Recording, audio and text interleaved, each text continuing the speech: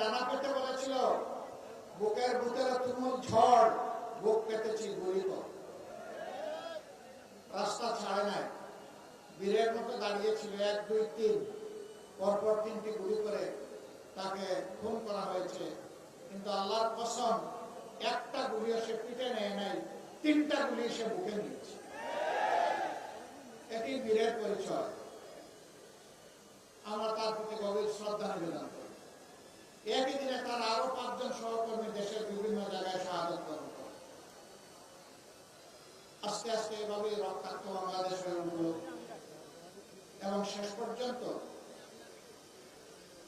36 জুলাই যেটাকে আমরা বলছি, অর্থাৎ 5ই আগস্ট, এই জাতি আওয়ামী জাহিলিয়াত থেকে মুক্তি দেয়।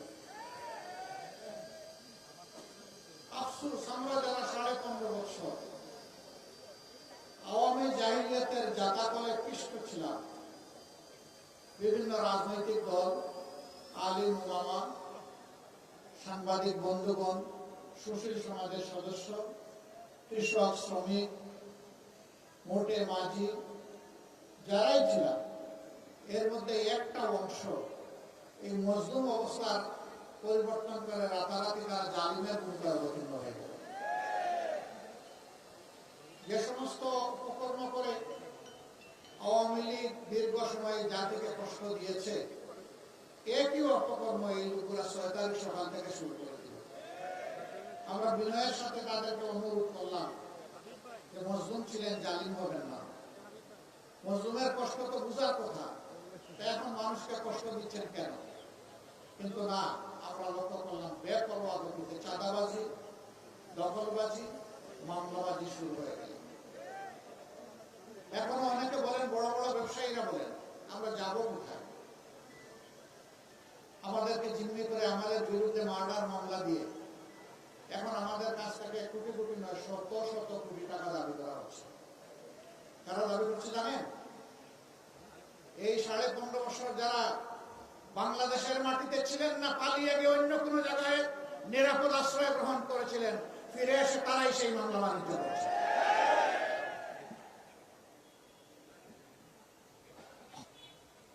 আগস্টের 6 তারিখ থেকে শুরু করে আজ পর্যন্ত 2026 সালের আজকে ফেব্রুয়ারি মাসের 8 তারিখ, এই পর্যন্ত এই অপকর্ম যারা শুরু করেছিল তারা এই অপকর্ম বন্ধ করে নাই।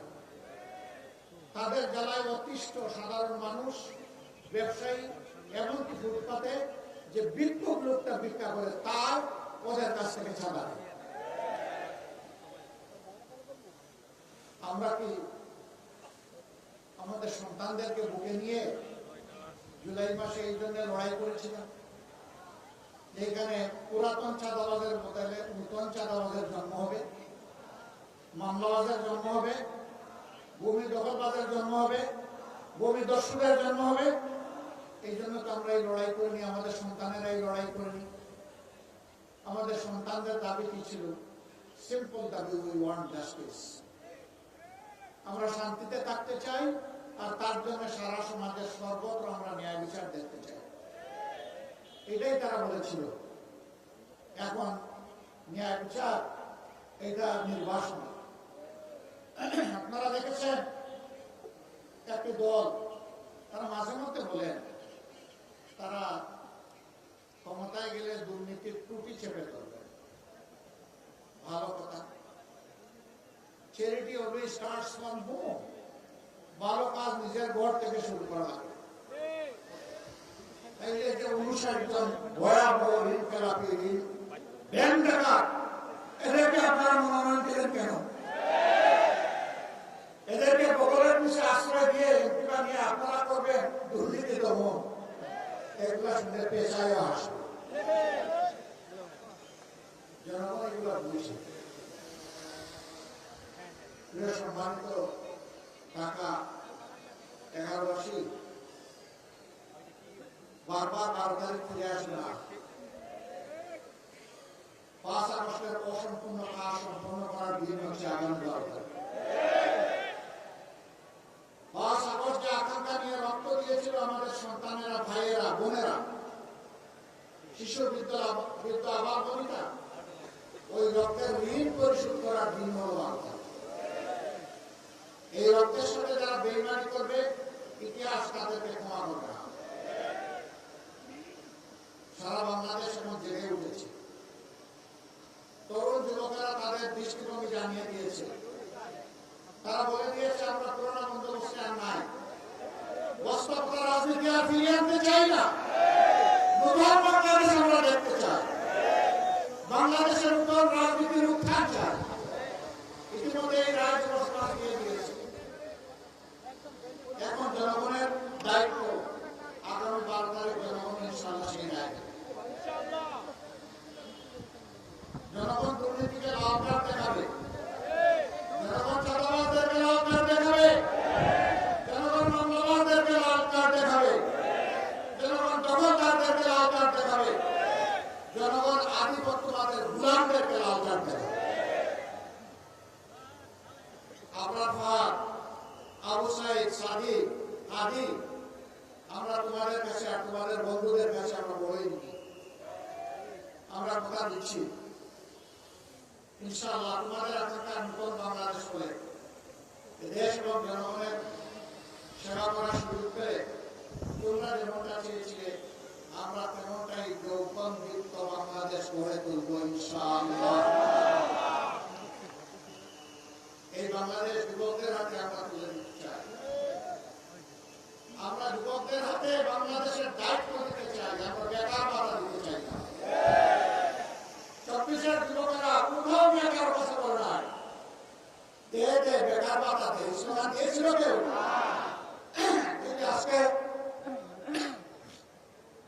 আজকে বেকার ভাতার কথা উঠে।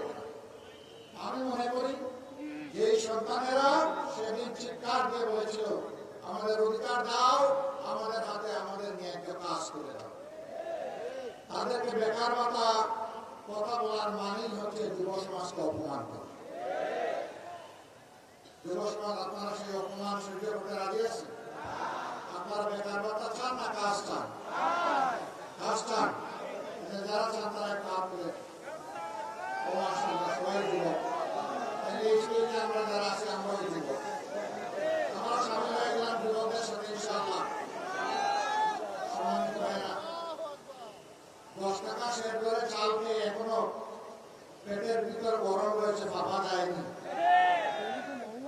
এখন আবার নতুন করে এই কার্ড সেই কার্ড, কাটে কাটে কার্ড, এই সব কার্ড হলো ভুয়া কার্ড। যেমন 10 টাকা ধরে চালের আশ্বাসটা ছিল ভুয়া, এই কার্ডগুলো হলো সেই রকম ভুয়া। এইসব ভুয়া কার্ডকে আগামী 12 তারিখ জনগণ ইনশাআল্লাহ লাল কার্ড দেখাবে। এরপরে যে বাংলাদেশ জনগণের আকাঙ্ক্ষার ভিত্তিতে মহান আল্লাহর ইচ্ছায় গড়ে উঠবে, সেই বাংলাদেশে ইনশাআল্লাহ এই সমস্ত সামাজিক অপকর্ম চলতে দেওয়া হবে না। ন্যায় বিচার ইনশাআল্লাহ কায়েম হবে। বিচার এক একজনের জন্য এক এক রকম হবে না।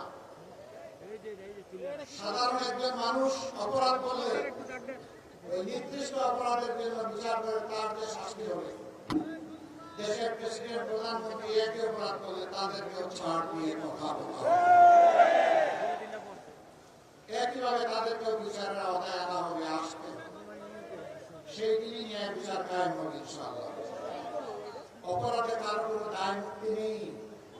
অপরাধ করেছে, অপরাধীকে শাস্তি দিতে হবে। দেশের টাকা লুণ্ঠন করে যারা বিদেশে প্রচার করছেন, তারা সহজেই টাকা ফেরত দেবেন আমরা জানি, কিন্তু এটা কার টাকা? এটা কি তাদের বাপদাদার টাকা? এটা 18 কোটি মানুষের টাকা। আজকে জন্ম নেওয়া শিশুর টাকা, ফুটপাতে হাত পেতে মানুষের কাছ থেকে যে ভাই বোন ভিক্ষা করে, এটা তাদের টাকা। রাষ্ট্রের আয়ের 3 ভাগ, ট্যাক্স, বিদেশি অনুদান এবং বিদেশি ঋণ, এই 3টা মিলে রাষ্ট্রের তহবিল সমস্ত মানুষের উপরে সমানভাবে দায়বদ্ধ। আমরা কথা দিচ্ছি ইনশাআল্লাহ, যদি 13 তারিখ থেকে নতুন বাংলাদেশ হয়, তাহলে নতুন বাংলাদেশের এই প্রাপ্য সুরানা আদায় করার জন্য সর্বাত্মক লড়াই চালাবো। এখানে কোনো আপোষ নেই। আমাদের বার্তা স্পষ্ট, এনাফ এই পথে আর কেউ হাঁটুক, কোনো ফেসিবাদ হাঁটুক না, জাতি এটা দেখতে চায়। আমরা মিথ্যা কোনো আশ্রয় জাতিকে দেবো না, কিন্তু একটা কথা আল্লাহ তাআলাকে সাক্ষী রেখে বলবো, বাংলাদেশের মানুষের জীবন, সম্পদ এবং ইজ্জত এই তিনটার হবে ইনশাআল্লাহ আমরা পাহারা পাবো। দেশের মালিক হবো না, জনগণের সেবক হবো। আর প্রতি বছর জনপ্রতিনিধিরা তাদের পারিবারিক সদস্যদের সহ জাতির সামনে তাদের সম্পদ বিবরণী পেশ করতে ব্যর্থ। আমরা দেখি তার শ্বশুরবাড়িতে সম্পদ বলে শোনা বলে একটু দেখতে চাই। 1550 বিদ্যুতের জুড়ি গলায় নিয়ে অনেকে যাত্রা শুরু করেছিল রাজনীতি, পরে তারা হয়েছে হাজার হাজার কোটি টাকার মালিক, এবং নিজের বাপের বাড়ি যখন আদমি শ্বশুর বাড়িতে বানিয়েছে তার চেয়ে বেশি। ওই চুরির টাকা কোথায় রাখবে? জনগণের চুরির টাকা নিয়ে ওখানে। আমরা ওই নতুন শ্বশুর বাড়ি আর তৈরি করবো না ইনশাআল্লাহ। শ্বশুর বাড়ি থেকে যৌতুক নেওয়া যেমন হারাম, জনগণের লম্বিত টাকা ওদের কাছে রাখা তার চেয়ে ভয়াবহ। এই দুইটার ইনশাআল্লাহ অবসান হবে। এই প্রিয় দেশে নারী পুরুষ সবাই মিলে দুনিয়ার সব জায়গার মতো বাংলাদেশ। আমাদের দেশে আমাদের মা বোনদের ইজ্জতের কোনো নিরাপত্তা নেই, ঘরেও নাই, রাস্তায় নাই, কর্মস্থলেও নাই। ইনশাআল্লাহ অগ্রাধিকারের ভিত্তিতে এটাই আগে নিশ্চিত করা হবে। যে জাতি তাদের মাদেরকে সম্মান করতে জানে সেই জাতিকে আল্লাহ তাআলা সম্মান বাড়িয়ে দেবে। আর যে জাতি তাদের মায়েদেরকে, মায়ের জাতিকে, মা বোন এবং মেয়েদেরকে সম্মান করতে জানে না, আল্লাহ তাআলা কিভাবে তাদেরকে সম্মানিত করবে? দুইজন মানুষ সবাই মায়ের গর্ভ থেকে দুনিয়া এসেছে, হযরত আদম আলাইহিস সালাম এবং হযরত হাওয়া আলাইহিস সালাম। বাকি সবাই মায়ের পেট থেকে দুনিয়া এসেছে। হযরত ঈসা ইবনে মারইয়াম আলাইহিস সালামের বাবা ছিলেন না, কিন্তু মা ছিলেন। মায়ের এই শুরু করা কোনো সন্তানের পক্ষে সম্ভব নয়। সেই মাকে একটু সম্মান দেখাবো না, এর চেয়ে বড় জুলুম আর কি হতে পারে? ইনশাআল্লাহ আমরা তাদের সম্মানটুকু এবং নিরাপত্তাটুকু ইনশাআল্লাহ আমরা নিশ্চিত করব। আল্লাহ যেন আমাদেরকে তাওফিক দান করেন। যুবক বন্ধুরা, তোমরা তৈরি হয়ে যাও বাংলাদেশের দায়িত্ব গ্রহণ করার জন্য। আজকে যে নাহিদ ইসলামকে এখানে আমরা প্রার্থী করেছি, এই নাহিদ ইসলামরা ইনশাআল্লাহ আগামীতে বাংলাদেশ নামের উড়োজাহাজ যেটা, ওটার পথ তুলে ওদেরকে পাইলট হিসাবে, ক্যাপ্টেন হিসাবে বসাই দিয়েছে। আমরা গিয়ে পিছনের সিটে প্যাসেঞ্জার হিসেবে বসবো। আমরা বিশ্বাস করি বাংলাদেশকে সঠিক গন্তব্য এরা নিয়ে যাবে ইনশাআল্লাহ। বাংলাদেশের উন্নয়ন কেউ ঠেকাতে পারবে না। এদেশের মানুষ মেধাবী এবং পরিশ্রমী। অতীতের নেতৃত্বের মধ্যে সততার অভাব ছিল, তাদের মধ্যে দুর্নীতি থেকে হাতকে মুক্ত রাখার সেই শপথ ছিল না, দেশের প্রতি দায় ছিল না। এই জন্যই বাংলাদেশ আগাতে পারেনি। আমরা আশা করবো যুবকরা আমাদেরকে হতাশ করবে না ইনশাআল্লাহ। তারা আমাদেরকে সামনে নিয়ে এগিয়ে যাবে। আজকে একজন যোদ্ধাকে বলেছেন, এখানে দুইজন প্রার্থী আছেন, দুইজনকে আপনারা ছিলেন। নাহিদ ইসলামের জন্ম এখানে, বেড়ে ওঠে এখানে। আমি মার কাছে মাসের গল্প শোনাতে চাই না, আমার চিন্তা নাহিদকে আপনারা ভালো ছিলেন। কিন্তু এটা বলতে চাই, ইনশাআল্লাহ ইসলামের বাংলাদেশের পক্ষে জনগণের রায় আল্লাহর মেহেরবানিতে যদি অর্জিত হয়, তাহলে সেই সরকারে অবশ্যই নাহিদ ইসলামকে আপনারা একজন মন্ত্রী হিসাবে দেখবেন। আমরা হাতে হাত ধরে একসাথে কাজ করব, তবে শুধু 11 আসনের জন্য নয়। আমরা বাংলাদেশের 56,000 বর্গমাইলের প্রতি ইঞ্চি মানুষ আর 18 কোটি মানুষের প্রত্যেকের হকের উপরে আমরা পাহারাদারি করবো ইনশাআল্লাহ। কারোর সাথে আমরা বেইনসাফি করবো না। এই এলাকা ঢাকার অন্তর্ভুক্ত রাজধানীর প্রাণকেন্দ্রে অবস্থিত হওয়া সত্ত্বেও হাজার সমস্যা জর্জরিত ওই কারণে এই সমস্যাগুলো সমাধান করতে গিয়ে দেশের টাকা বিদেশে চলে গেছে, কোনটা কানাডা, কোনটা সিঙ্গাপুর, আর পরে উঠেছে সুরম্য বেগমপাড়া। আমরা যদি সেই টাকাগুলো ফিরিয়ে আনতে পারি, আর আগামী আর কোন রাজনৈতিক দুর্বৃত্ত যদি দেশের টাকা লুণ্ঠনের সেই দুঃসাহস ইনশাআল্লাহ। এই জাতির ভাগ্য বদলের জন্য 5টি বছর আমরা মনে করি যথেষ্ট। এরপর বাংলাদেশ রাস্তা খুঁজে পেয়ে যাবে এবং সেই মহাসড়ক ধরে ইনশাআল্লাহ বাংলাদেশ এগিয়ে যাবে সামনের দিকে। আমরা আপনাদেরকে ওরকম কোনো আশ্বাস দেব না, এখানে যেটা আছে তাই দেবো, যেটা নাই ওটা অন্যভাবে বলবো, এগুলো নাই। আমরা কোনো ভুল বলার আশ্বাস নাই।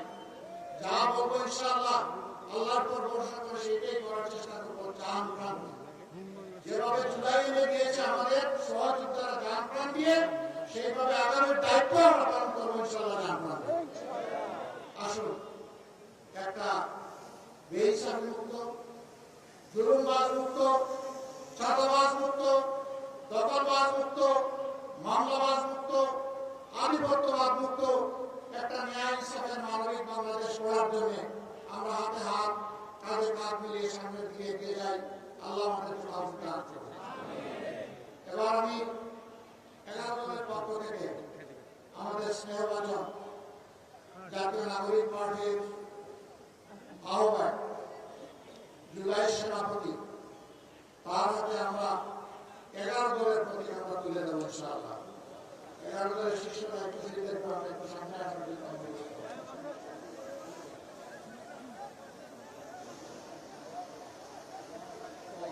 চলেছে আচ্ছা, বাকি যারা আছেন তারা থাকবেন।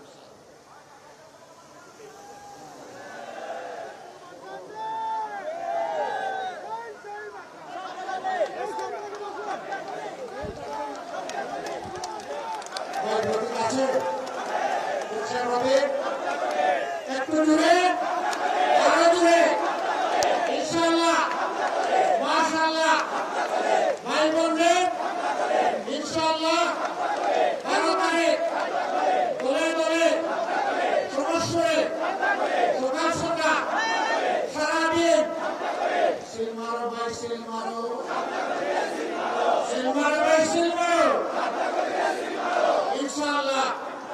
বিজয় মেলা ইনশাআল্লাহ হবেই হবে। মাশাআল্লাহ, সবাইকে ধন্যবাদ। এখন থেকে ঘরে ঘরে সাপলা করি ইনশাআল্লাহ। কলি কলি থাকবে না, 13 তারিখ সাপলা হয়ে ফুটবে ইনশাআল্লাহ। এবং সাপলা সবাইকে বুকে ধারণ করে সামনে এগিয়ে যাবে। আমি এখানে জামাত ইসলামী সহ সকল দলের 11 দলের যারা আছেন তাদের সকলকে বলবো, আমাদের কাছে একটা একটা সিট বই যাবে। আমাদের প্রত্যেকের একটা ভোট দরকার এবং এখানকার একটা সিট দরকার। এই ভোটগুলোকে সাপলার বাক্সে ঢুকানো পর্যন্ত এখন থেকে পাহারাদারি করবেন ইনশাআল্লাহ। কাউকে ছেড়ে দিবেন না। কোন দুর্বৃত্ত যাতে আপনাদের ভোটকে দিশারি করার দুঃসাহস না দেখায়। আপনারা জুলাই যেমন পাহারাদারি করেছেন বীরের মতো, এখন জুলাই সফল করার জন্য 12 তারিখ পাহারাদারি করবেন একইভাবে ইনশাআল্লাহ। বোনেরা এখানে কষ্ট করে এসেছেন, মায়েরা এসেছেন, মেয়েরা এসেছেন, সবাইকে আমরা কৃতজ্ঞতা জানাই। দোয়া করবেন আল্লাহ তাআলার মেহেরবানিতে বাংলাদেশ যেন জুলুমবাজ মুক্ত হয় এবং নতুন কোন জুলুমবাজের ওই জাতির গায়ে চেপে না বসে। আমরা চোখের পানি দিয়ে আল্লাহর দরবারে আমরা সাহায্য চাইব। আল্লাহ সাহায্যই আমাদের জন্য নাসরুল মিনাল্লাহি ওয়া ফাতহুন কারীম ওয়া বাশশিরিল মুমিনিন।